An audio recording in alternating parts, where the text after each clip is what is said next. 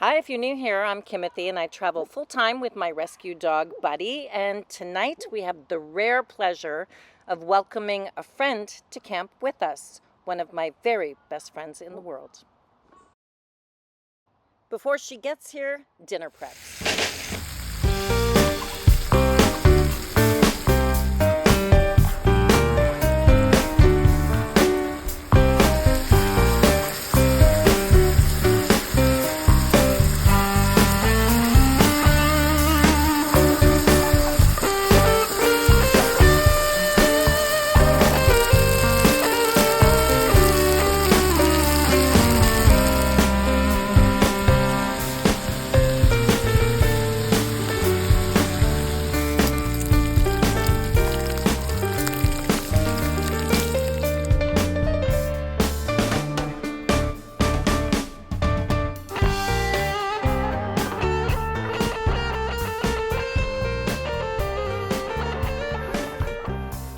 Hello, my beautiful friend. Hi. So I was just camping here by myself and you drove by and I really like you a lot. Mind if I stay? So Lisa and I have known each other for it seems like it's forever. And you've got this new beautiful tent that I haven't seen yet. So all of this comes down so that you can use this vehicle to get to work and back.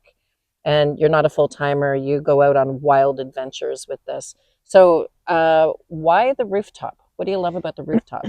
Well, first off, I'm really afraid of bears. And so I figure if I have the upper hand, I'm gonna win. Literally up. Literally up. I don't know. I just feel safer up in the tent. I did try sleeping in my truck for a season, and it was just too much with all the gear and having to unpack everything all the time. And Right. most of the people I was going out with all had the rooftop tents, and it just seemed so much more practical and easy. Yeah, and we're gonna Yeah. see. I will do a part two down the road when we camp together again for the setup. But you're gonna show us today the tear down, and it's so easy. But these tents vary widely in costs, right? And you decided to just get in and not worry about the more expensive ones. That's right. And so you have your home on a roof. Basically, How do you sleep? like a baby. Well, because bears can't climb ladders. They can actually. Oh, really? But at least I'd feel them coming and I could escape out of another window or something. Well, because you were up there and there was a bear outside of your vehicle because you go really off road. Yeah. We were doing a tour of all of Atlantic Canada, and we were in New Brunswick, and we had a bear one night. Yeah. Because you travel in a herd. There's always There's your friend Chris Yeah. or other people with you. Yep. Okay. Always.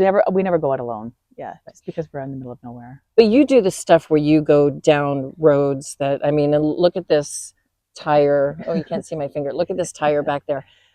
You do some pretty harrowing off-road stuff too, and that's the fun of it for you? It is a lot of fun. Yeah, we're not rock crawlers, but we can get through any obstacle that kind of is along the way. There's a lot of times that you can't turn back. You have to keep going forward. So What do you mean you can't turn back? You have to get to the end of the road before you turn around? basically, There's no turning back. Yeah, like a lot of times there's no room for you to turn because you're in Wow. such thick bush. Yeah. Now, this is your second Jeep? Third. Third Jeep. Yeah. Why this one? Why did you pick this one? I actually I've always had a two-door, and I went to not trade in, but to buy out the lease on the last one, and it made more sense to get this one. And it's bigger and there's more room, and I don't have to like strategically plan everything that's being packed. I can take whatever I want to take.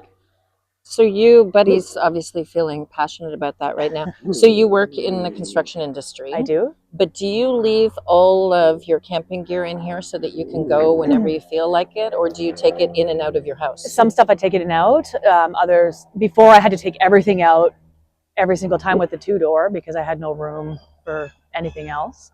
But with this one, I can leave most of the stuff in, but I do take my fridge out, and it's easier to repack beside the fridge at the house. What's the coolest thing this vehicle has allowed you to do? The coolest thing I did, which I probably won't do again, but was I let my friend talk me into rock crawling in it, and it was pretty intense.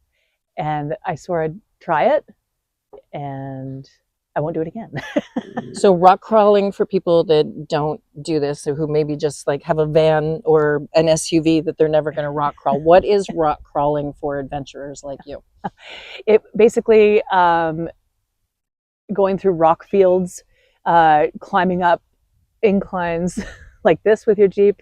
And lots of people do it and love it and love the thrill of it. But for me, this is my daily commuter, and I don't want it to be stuck in a shop or have the expense of the repairs. And what if you had to get towed out of there?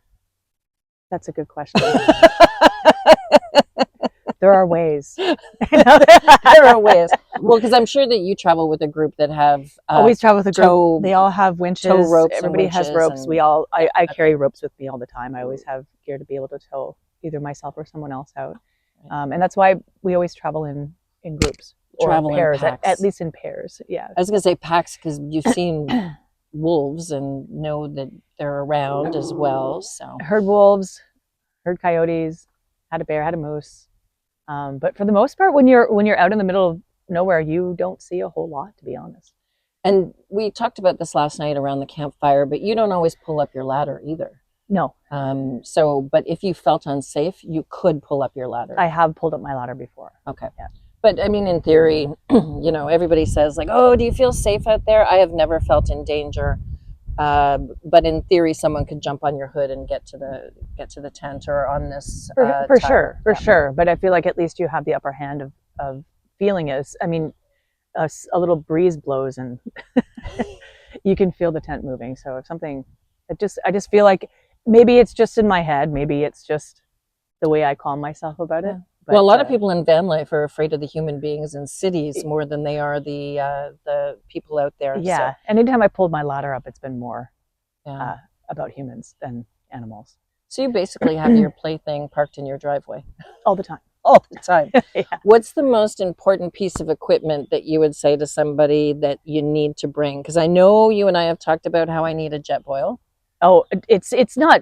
You have a stove to cook on, so Yeah. anything like that. I just happened to go with the jet boil because it was so simple and so packable. And again, I was trying to fit everything into a two-door Jeep and going for 9-10 day excursions, and it's a lot to pack.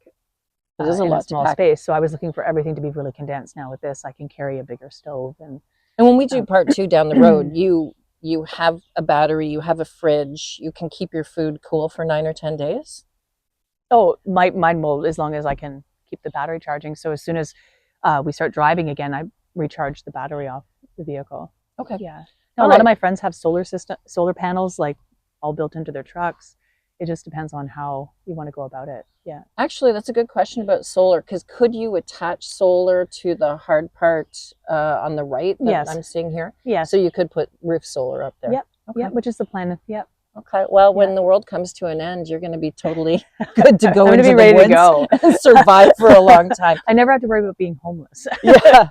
Okay. Well, we're going to see how this all comes down. I'm excited to see it, because when you arrived last evening, I didn't see how this was all assembled, and yeah, I've stayed in your urban home with you, obviously, but I have not seen how your outside home works. So let's see how it works.